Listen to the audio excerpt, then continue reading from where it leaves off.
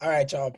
So my name is Joshua Encarnacion. I make everyone roll the R's. Encarnacion. We can practice together. Encarnacion. Encarnacion. Most recently serving as the CEO of Outco Inc., a training program that focuses on helping job-seeking software engineers develop the emotional intelligence and computer science fundamentals they need to pass the technical interview process, which has been proving a challenge for most folks, but beyond most folks, primarily for Black and Brown talent, women, folks representing the LGBTQIA community, and differently abled folks. And so my experience there was firsthand being able to think through the challenges that job seekers face with moving into the tech industry, but also advancing once they get there. And so I think this conversation is going to serve a lot of people well. The folks that are listening are interested to hear from engineering leaders like Esther and Michael. And so I'm hoping that you all can do a quick introduction so they know where you're coming from, and we can jump right into the conversation around what the future of tech is going to look like from y'all perspective. Great. So my name is Ester Peña, and Joshua, I'm surprised you didn't pronounce it that way. But I have a couple of roles currently. I am Vice President of Software Engineering at Travelers, Dow 30 insurance company. But I'm also a board member of a nonprofit called Resilient Coders, which provides job training and job placement for people of color in the Boston area, who are changing in career and want to get into tech. And in both roles, I feel like I play, a similar function, which is, how do I enable people to create stellar technology careers?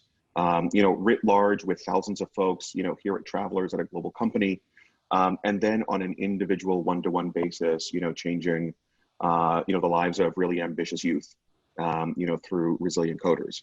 My path has been long and winding, but I have seen the transformative power of education and the transformative power of technology to enable economic empowerment for our communities, and believe really strongly in that. So I've now, really dedicated my life to taking my own privilege and my own, luck and good fortune, and where I stand today, to find ways to help others, get on that same path.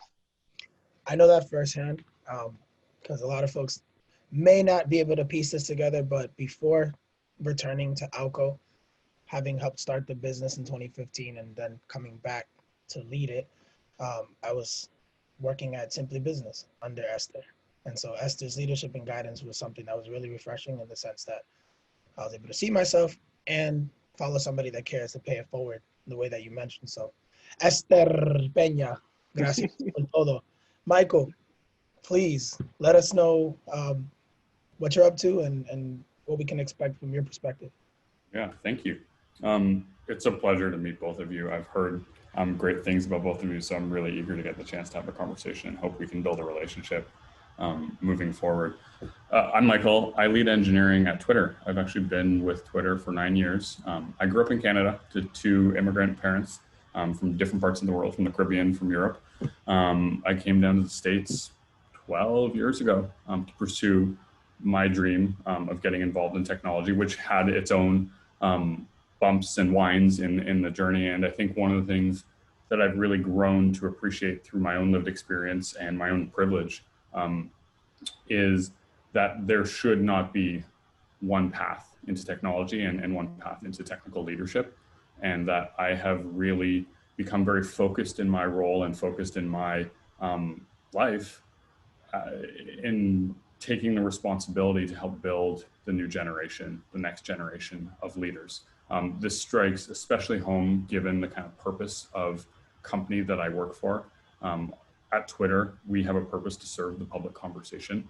It's something that is very important to everyone at the company. It's what motivates so many people who join the company. It's what has kept me at the company for over 9 years now and allowed me to really endure the ups and downs and the changes in my career path that have helped me grow and develop. And I see, when I look at our intern classes, when I look at our apprentices, when I look at our new grads joining the company, I see the future of the company. I see a clarity of purpose, and I should say not just the company, but the industry, I see a clarity of purpose, a clarity of voice.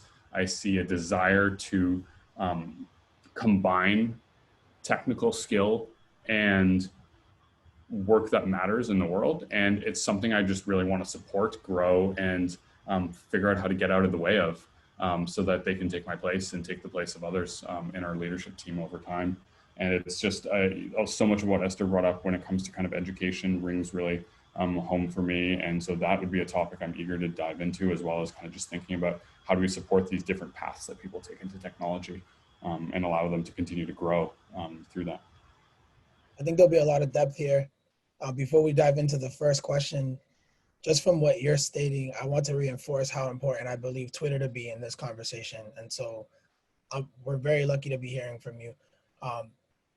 Because in my personal experience, I actually got a job at Google using Twitter by reaching out to recruiters on the platform back when I was living on my mom's couch in Springfield, Massachusetts. Actually, so much so I got it tattooed. This is the Twitter symbol, like the star, the refresh star. The now tweets, yeah. I love it.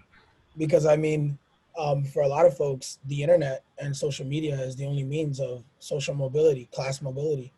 And I myself, coming from project housing and lower class like living, I've seen the power of how the internet connects people at scale.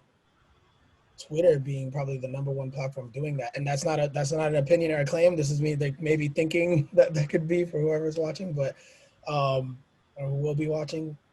I know for a fact that the work you're doing is touching many lives that are relevant to this conversation, and so appreciate that you'll be part of this conversation. So I guess to open it up, I think I want to dive right into this narrative around if we're not white cis men, then we lower the bar. Or if we're not white cis men, then it is a challenge to be part of the tech industry because we might not be equipped with the right tools to succeed. How do we combat that? How is that something that we can decenter in terms of people's experience that are not coming from that majority group in tech? And I'd be interested to hear how both of you tackle that question. Yeah, so you threw in an adjective there that obviously like makes this a little more complicated for me. So I am white, but I'm trans. I'm not a cis man. And but for a very long time, I played one because of fear, because of risk, because of, you know, what it would mean in terms of, you know, quite frankly, being disowned by my family, unable to get a job, you know, a lot of other impacts in my life. But I also know I have the advantage of, so I'm, you know, born to a Puerto Rican mother and a Cuban father. My Puerto Rican mother is indigenous brown. My whole mother's side of the family is brown. But she knew that having white skin was advantageous. It's advantageous in Latin America.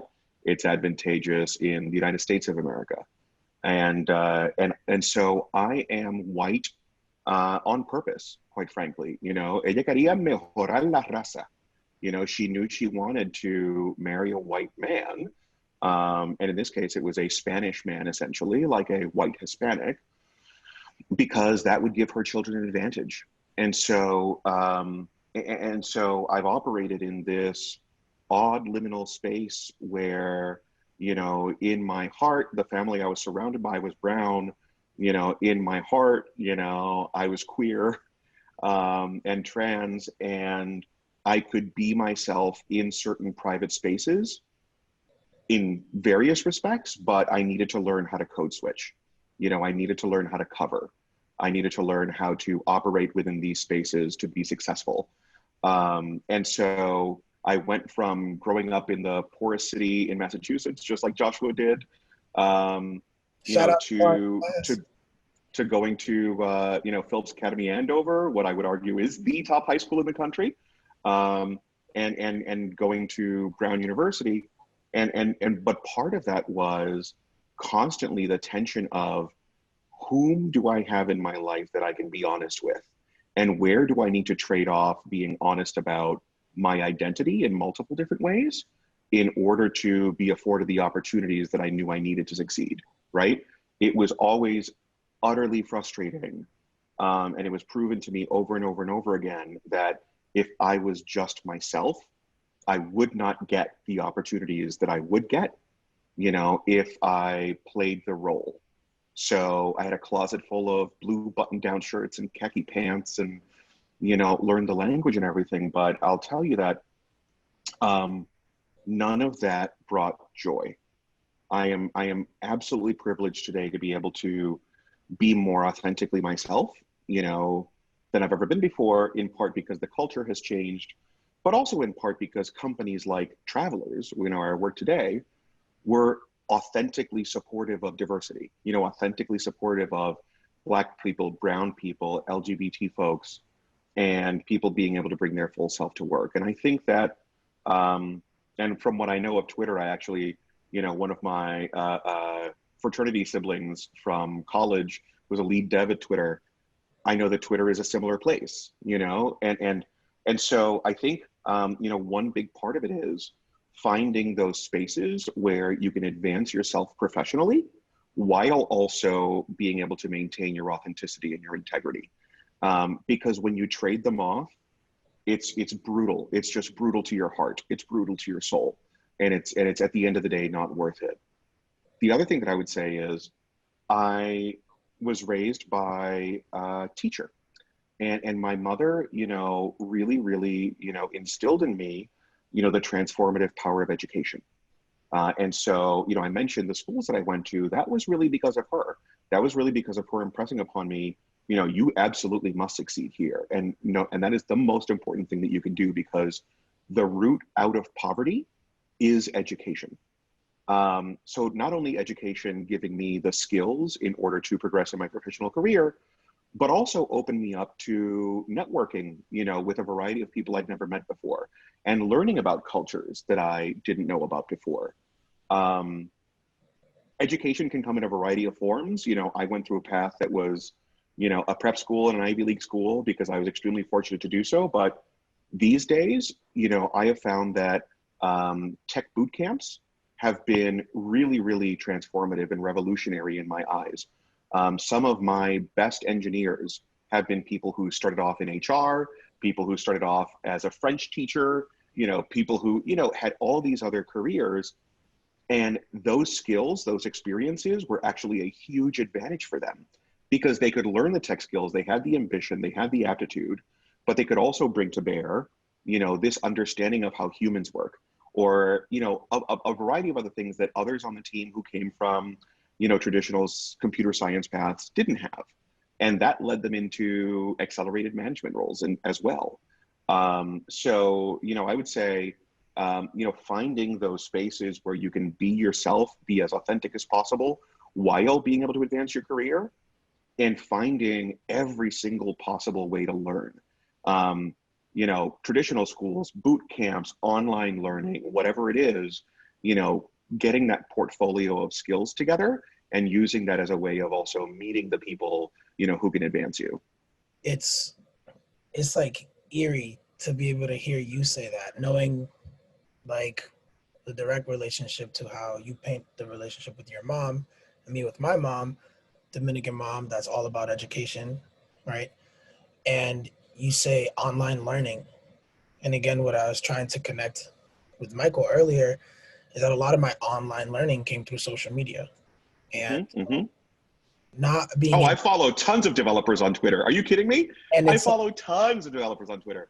It's like, we have to give huge shout outs to the boot camps like General Assembly, like Dev Boot Camp, like Hack Reactor, like all the programs that are building people with these skill sets, but also platforms like Twitter that are giving us access to the folks that use these skill sets in their day to day and can show us that it's humans that are doing this work, not robots.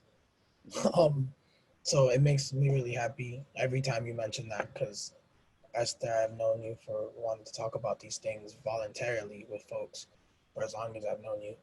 And Michael, I guess that is a great way to bridge to you, in the sense that we still have the looming question, like, how do we combat this narrative?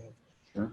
If you're not a white cis man, do you belong, right? Yeah. Like what's your journey? But also I think beyond that, you and your platform, like how do we accelerate online learning to create these opportunities to move folks like Esther, myself, yourself, and the people that are not in this room, the women that are not in this room, the different Black and brown voices that are not in this room, and so on and so forth.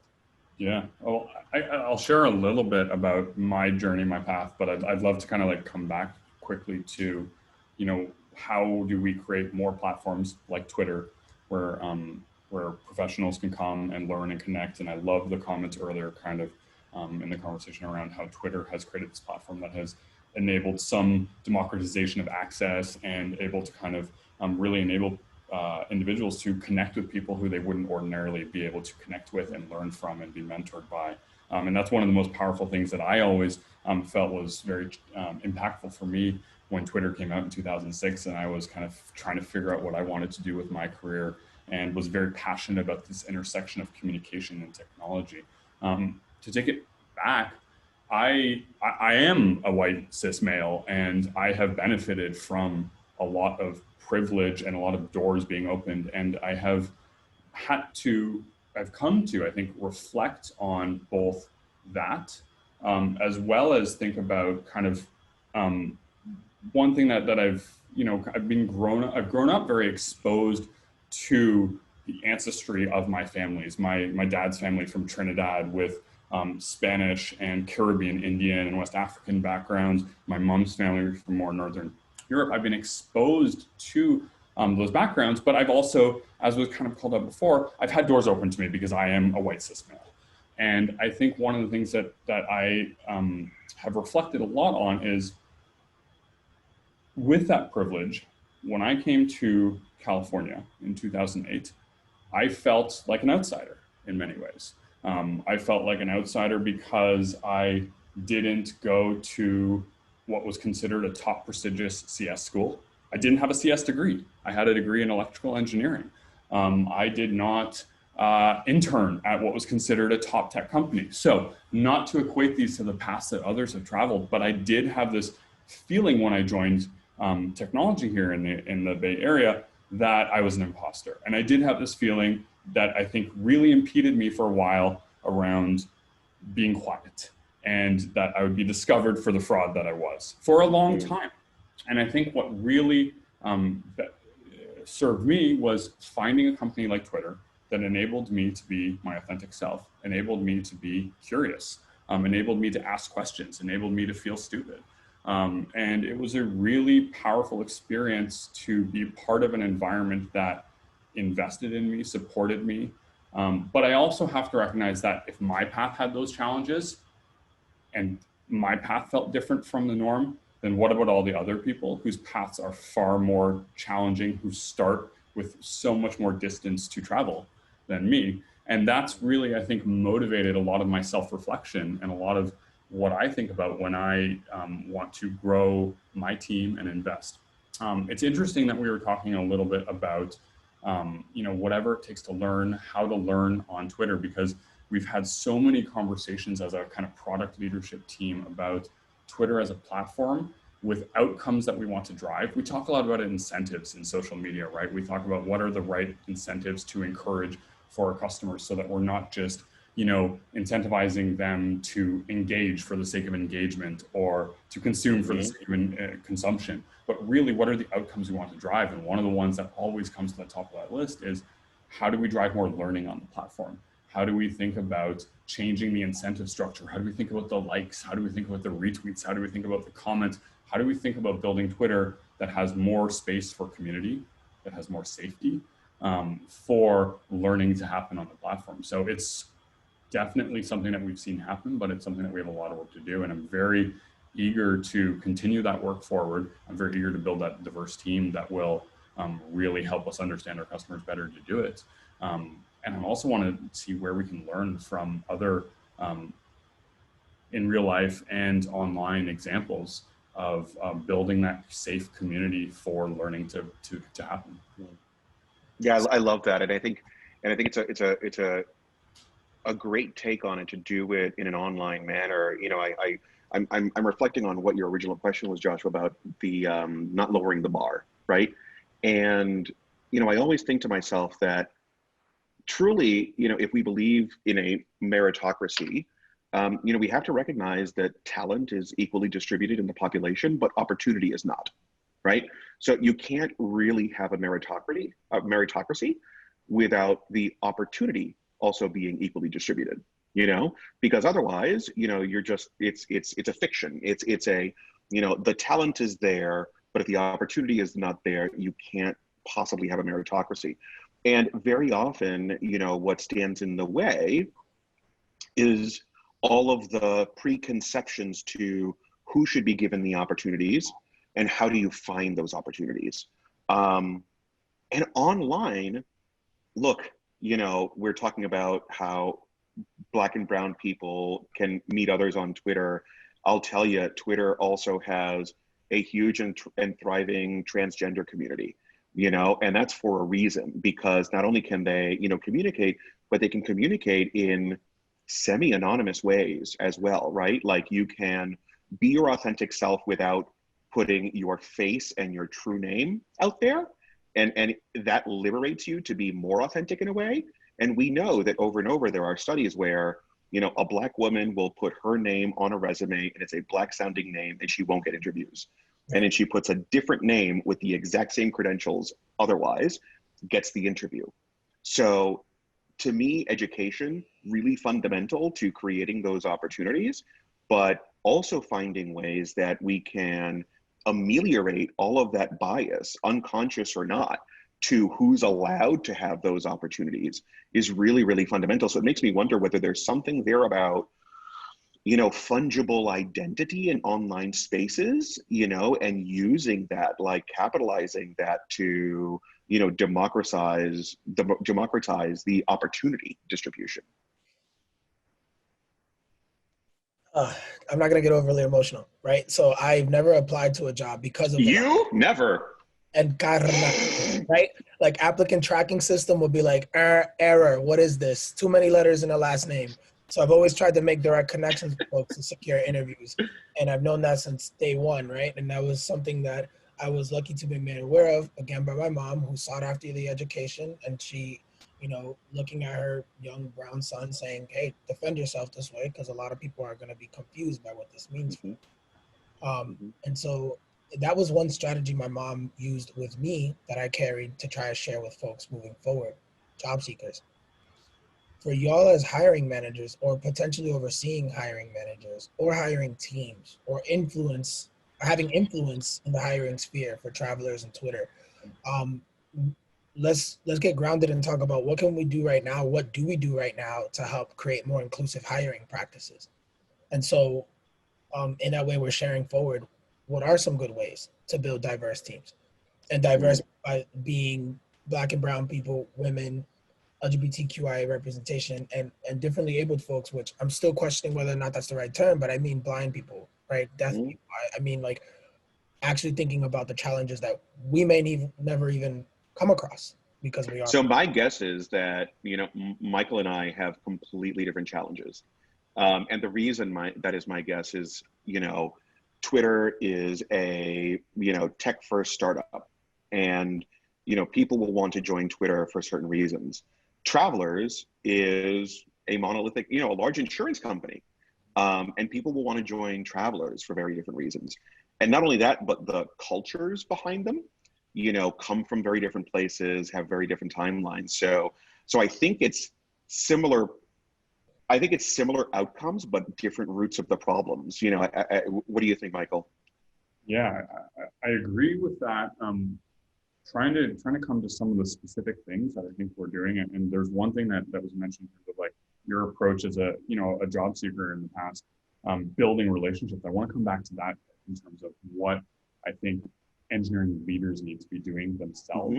Let me come back to that in a second, but really concretely, we certainly do see people coming to Twitter because we are a tech first company and coming for a set of reasons. They come to the company because I think we, especially the last few years, have been able to be much more crisp and clear about what we want to accomplish in the world, what we stand for in terms of our values as a company. And we certainly have this principle around being a very transparent company. that is internally reflecting the customers and the platform that we hope to build externally. And I think that in itself is enabled us to attract more diversity to our team. But concretely, in order to make sure that we're distributing opportunities, there's been a lot that we've done, and there's a lot we still need to do. We did, I'm trying to remember back, like 5 years ago, a complete reboot of all of our hiring processes. We went top to bottom, we looked at data, we interviewed people who joined, people who didn't join, people who were at the company, hiring managers, and we went to look, what are the ways that we can identify and reduce bias in our processes? We looked at what are some of the answer patterns in how we interview. We looked at building consistent job descriptions, consistent rubrics. We built practices around pairing interviews so that there were 2 interviewers. Every interview at Twitter, we hire hundreds of engineers every year. Every single interview is a paired interview with 2 interviewers there, which I think has both the opportunity for us to create a more authentic and engaged and lively conversation with candidates, as well as have an opportunity to check some of the balance that might be introduced, not hopefully, but that is introduced through unconscious and hopefully not unconscious kind of means. So we've done things like that. We've thought about how to have diversity represented in our panels while careful not to overtax our diverse employees and to recognize their contributions there.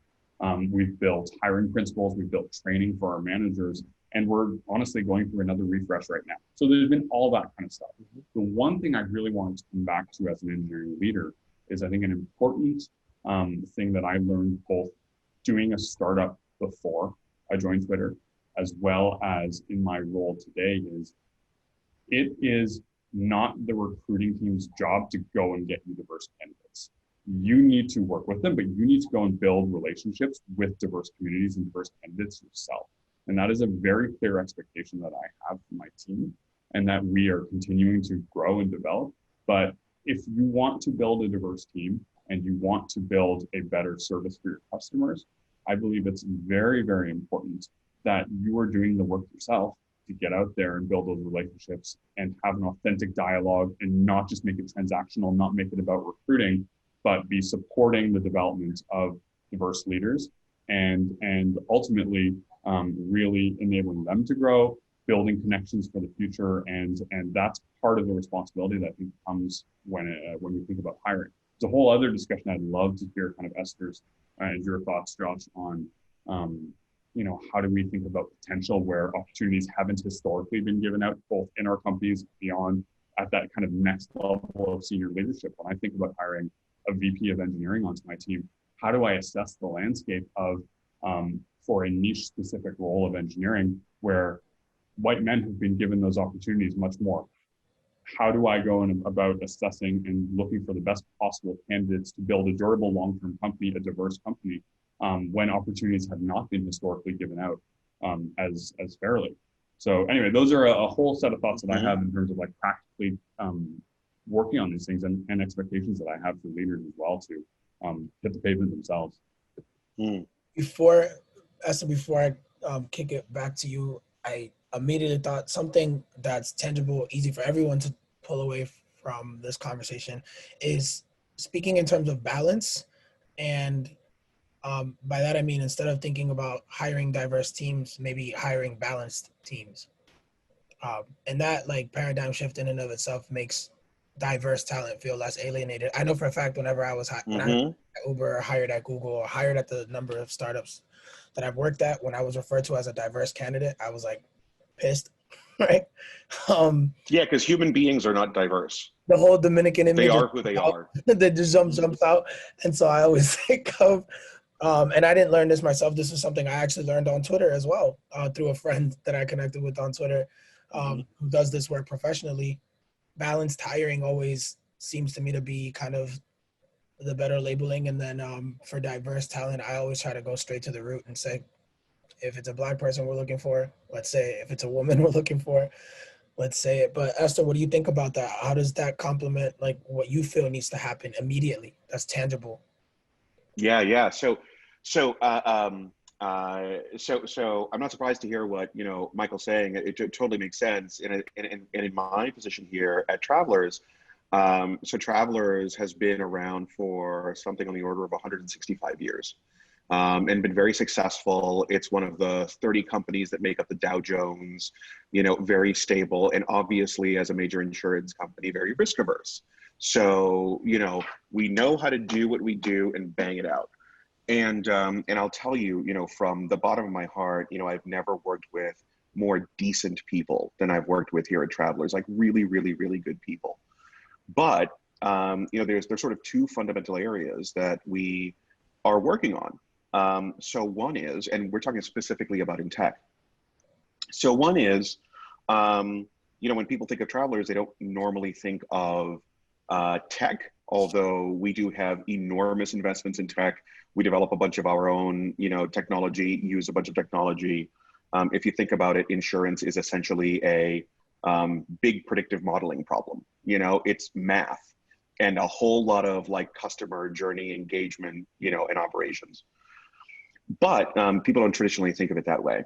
And secondly, it's solving then the pipeline problem, where do I find those people? So Michael was just talking about, having leaders, go out into communities, form those relationships, all that sort of thing. Well, I think the issue, that we are working on here at Travelers is we can continuously build a high performing company by having the talent pools continue to be what the talent pools have always been. But when I talk about things like boot camps, or I talk about things like, non-traditional paths to engineering, that also means that companies have to be comfortable, hiring somebody who doesn't have a CS degree. I don't have a CS degree either. I've been quite successful in tech. I've won awards left and right, been CTO of startups, and don't have a CS degree. But not only that, like if you are, let's say, recruiting at UConn, you're going to be limited by the population of UConn, right? So if you start to then grow out, well, what really are, those sources? And, can we, for example, support remote workers so that we can open up the talent pool to not just the people that are in our local market, but to people who, are the right folks, but, can be distributed across the country. That's really like the first and most fundamental issue. So the brand, the employer brand around tech and actually telling the story, of how much we actually do in tech and how much we partner with other tech companies, but more fundamentally opening up that talent pool, building those, community relationships, yes, but also, being explicit about, not just the same colleges, but a much broader group of colleges, boot camps, all these other kind of paths, startups, and then opening up to remote work, basically open up the talent pool that you're selecting from as widely as humanly possible. Now that takes a lot of work, and you can't just show up and be like, hey, you've never seen me before, but trust me, it's gonna be great. Like you do need to put in the work of building those relationships. And I think that's absolutely true, but that intentionally opening up the talent pool for the explicit purpose of driving outcomes of diversity is super, super important. Like nothing else you do in the process, at least, from what I've seen, is quite as impactful as just having, as broad a group of people to talk to as possible. And then secondly, right on with the how do we get leaders in, I also happen to be the co-chair of our women's professional network, here in Tech and Ops at Travelers. We've got 4 co-chairs. I'm one of them. And, and explicitly what we're trying to do is identify, how do we create those professional development opportunities, for people who very often don't know that the opportunities exist, aren't trained or growing up to believe that they should go after them, that it's for people like them, if that makes sense. And that attack, the problems that they have in their own career advancement. So, just to give you one, one example, we're running a workshop on how to build your personal brand, right? And that's something that people from certain areas, certain sectors, they know about. It's like, all right, I got a network, I got to build my personal brand, I got to be known for this, blah, blah, blah. And that's how, well, lots and lots of people don't realize that to advance into higher levels of leadership, you not only have to be, good at pumping out features. But you have to have depth and expertise in something. You have to have some certain key accomplishments. You have to have a point of view. You have to have a leadership philosophy. You know, those sorts of things that get people to believe in you. You know, not only as a you know, a person who can execute on the technology, but as somebody who, you know, folks will follow. You know, up the hill and into battle. So doing that kind of internal work to you know, to identify what are the reasons that people aren't moving up. Very often, it's not trying to spot, hey, look at all the racists, you know, who don't want to, you know, promote people. No, you know, very often it's, again, opportunity. Like, widen the talent pool to give you the most opportunity possible for somebody to get hired, and then internally create as many opportunities as possible for those people, you know, who have the ambition and the aptitude, you know, to jump in and prove their worth, you know, in those leadership places. I'm hearing you say, if we're going to talk the talk, let's walk the walk. So not just like think about who we need to get to know, but actually get to know them. Given that we all probably have a sound understanding of where we can find Black and brown people, where we can find women, where we can find the LGBTQIA community, and start providing the opportunities to grow their skills, not just in a communication, behavioral, relational, leadership capacity, but also in a technical space as well. Like actually being able to provide people with the tools so they can build the software that runs these companies and help scale the industry. So I'm very happy that you said that, but it brings me to a part that I think is directly connected to what Michael shared. And I think is going to make this conversation a lot lighter and more fun for us. But like, we're talking about building relationships. Then who are we building relationships with? And who are we when we're building relationships with people? Like, how do we have fun in this conversation? Because I feel like sometimes like building relationships becomes, let me completely forget who I am and become some sort of cheesy salesperson, or like start networking, right? And like, I know, having worked with Esther, I'm a complete clown and he's allowed it in the workspace. And I'm not gonna speak for them, like you speak for yourself, but you are who you are, and Michael, you are who you are. Can we let the world in on what that means, so that way people know that we're here, and building a relationship doesn't have to be a task on Asana. It can actually be like very human. Or am I disillusioned? Not at all. I think that's spot on. Like when I think about building relationships, it's not, you know, this is my cue, I need to build this many relationships this month. It's go out and meet people, and it's have real kind of life experiences. Go grab a beer, have a coffee, have a sit down conversation and talk about, you know, whatever it is that you both share in terms of like your interests. Whether you're sitting down and talking about sports or music or whatever it is, like that's what it's always kind of been for me. And I've built relationships that have lasted for years that I've continued to keep, because these become mentors, these become friends, these become people I work with, these become people who one day will hire me. So it really is, it is about kind of showing up as who you are. And I think that is one thing that's really important. And I love the kind of the point that you make around kind of, you know, letting loose and having fun. Like I am generally a very introverted person. I am very quiet. People think I come off very serious. And then when you get to know me, people know that I can actually goof around, I can be fun, etc. But that side is not, even to my colleagues, is not even always apparent. And I think that's something that I've learned is like, as you build this relationship, that just comes naturally, because that's how it happens in the real world for me. I'm an introvert. I come off as serious because I have this way of communicating, but it's not who I am kind of deep down in my core. It's not how I show up with my partner. It's not how I show up with my family. It's not how I show up with my closest friends. So for me, it's really important that I'm building relationships to that extent, to that level, because that's only when I get to like really connect with someone anyway. Michael, what's the last thing you searched on YouTube? What's the last thing? I don't know. I want to get real intimate so people know.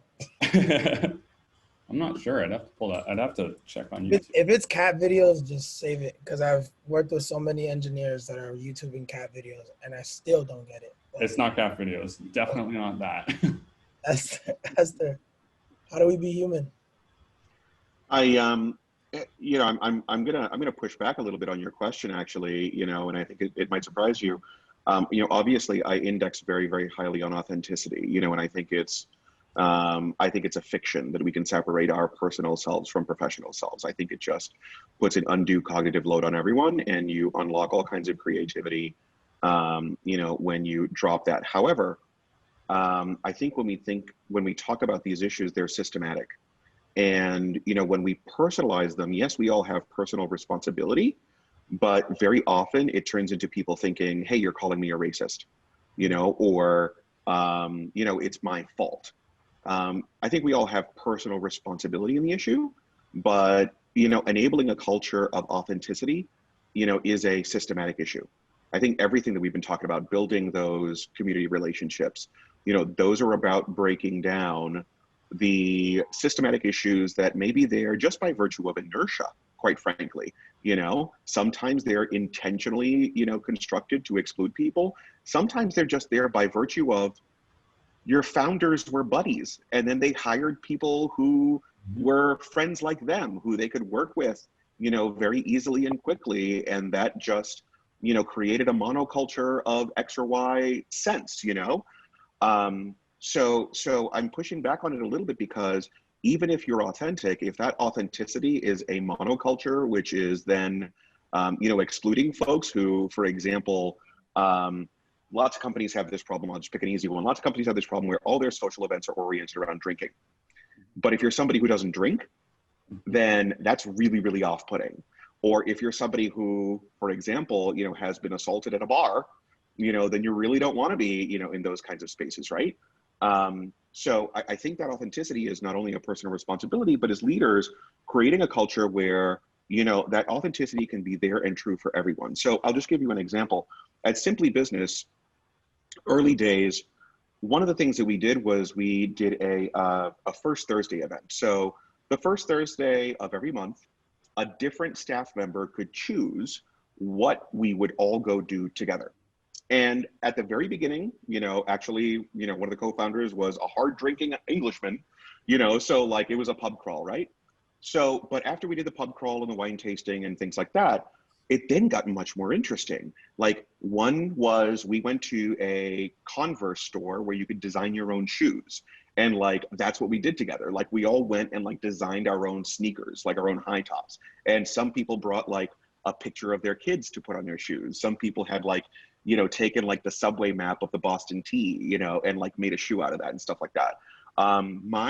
I took my team to the Museum of Fine Arts in Boston, because like, that's my favorite place. So like, we went to go see a show, Murakami show, and like bounce around there and have dinner at the museum.